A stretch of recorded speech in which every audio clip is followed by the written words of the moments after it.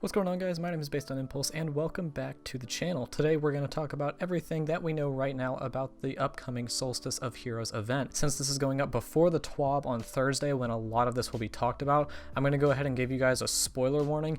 If you want to experience everything yourself firsthand and wait till Bungie officially announces it, go ahead and click away. But if you don't really care about spoilers and want to know about everything right now, let's talk about what's coming down the pipeline next week when Solstice of Heroes kicks off on August 11th. So everything that I'm going to talk about in this video is off of a Reddit thread where the user ChromeFlux has data mined all of this information. There will be a link to his post in the description below if you want to check it out for yourself. So the first important bit of information that ChromeFlux mentions that isn't necessarily data mined, as it has already been confirmed, is that we will be returning to the European aerial zone this year, the same play space that we had during last year's Solstice event. We don't know if this is going to be changed or remastered in any way, but it is coming back. Personally, I actually liked the EAZ event. I thought it was a pretty fun and unique activity, especially considering that our seasonal activities before this were just infinite forest events. The bit at the end where you had to run around and find the chest, I also thought added a bit more fun to the actual loot pursuit of the activity because you were literally running around the map pursuing your loot. ChromeFlux says in his post that he thinks the only real change we will see to the activity is some new bosses, and I think he's probably spot on. The core flow of the activity probably won't change, but I think we will get some new bosses, possibly that have bound to Savathûn or loyal to Aramis names. Moving on to the biggest part of Solstice, let's talk about what we know about the armor sets. Here on screen you can see the splash page about Solstice and the EAZ. Something important to note here is that this page explicitly states that we will be able to earn one armor glow by leveling up the armor, while the elemental armor glows will be for sale in the Eververse, just like last year's event. As far as the armor leveling goes, we start with the renewed set, aka the blue armor. The challenges to max out this armor are all pretty simple. It includes things like doing the EAZ activity, getting precision kills, all that trivial kind of stuff. Then we get to the Majestic set, which is the first legendary set of armor. The challenges for this armor set are basically the same challenges as the blue set, just with higher values for you to achieve. And we finish out with the Magnificent set, which will have the glows that you can see in these images. This is very similar to how Solstice armor leveling worked last year, and I do really appreciate that Bungie is including a glowing version for maxing out the armor this time. You can see in this concept art what that glowing armor will kind of look like. Last year, the sets just leveled from green to blue to legendary, and you had to purchase the glows if you wanted them from Eververse. I'll put some images of the purchasable glows on screen now so you can see how those look. Now we get the basic white glow for free, and we can buy the other glows in the Eververse if we want to.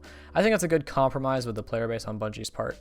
JP Deathblade, the guy who runs the todayindestiny.com website, which is actually a great resource if you guys don't know about it, you can see pretty much everything going on in the Eververse for the entire season. So if you're looking for an ornament or a specific emote or something that you really want, check out that website. It is a great resource.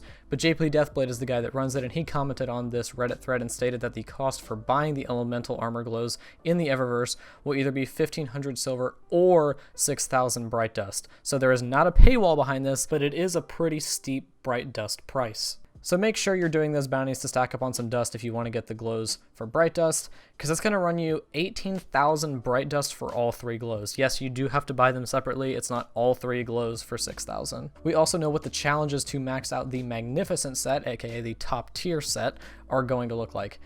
Ginzer posted this on Twitter about a month ago, and I'll put the image here just so that you guys can get a visual.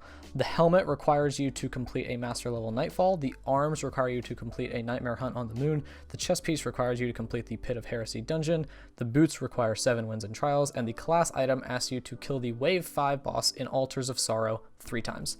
I think these challenges overall are really not that awful, other than the 7 wins and trials. I think that's going to be the one that really holds people back from getting the Magnificent set. This specific challenge doesn't say that it does have to be on one card though, so if you want to farm the first win of the card over and over and over, that might be the best way to get these 7 wins if you really want to max out your armor set. The good news though is if you're like me and want to max out the armor set, getting 7 wins in trials will also progress your MMXX title for Moments of Triumph, so you can kill 2 birds with 1 stone there. There's also a reward that you can earn by maxing out your armor set on each character, and yes, that does unfortunately mean 21 trials wins in total. Right now the API just has a placeholder for this as the Void Streak Sparrow from last year, and the description reads complete the Solstice Legendary armor set on all 3 classes. To me this event seems like it will be kind of similar to last year. Not a whole lot going on, but there is some cool new looking armor to chase and cosmetics to get. We also do know about some of the cosmetics that will be coming to the Eververse with Solstice, which you can see right here. I always love the summer themed cosmetics that they come out with, especially the beach ball ghost from last year. You can see that we've got a couple emotes, ghost shells, a ship, and sparrows. Some of the older Solstice cosmetics are also returning, like the micro mini sparrow, the buoy shell ghost shell, and the legacy 2 sparrow. So overall guys, this year's Solstice event doesn't sound like it's going to be drastically different or bigger than last year's event. I'm still personally excited to have a little something to chase again, especially since those glowing armor sets actually look pretty cool. I know some people have been saying the sets don't look that good, but I think these images from Chrome Flux look pretty gnarly if you ask me. So that's going to do it for the video today though, guys. Let me know in the comments how you guys are feeling about Solstice of Heroes. I will have another video up Friday discussing any new news that might come out with the release of the TWAB, so make sure you're subscribed with notifications turned on so that you know when that video is live. If you enjoyed, a positive rating would be greatly appreciated. Also remember to follow me on Twitter and Twitch as well as joining the Discord. You can find all those links in the description box down below. So thank you all for stopping by, and I'll see you guys in the next video.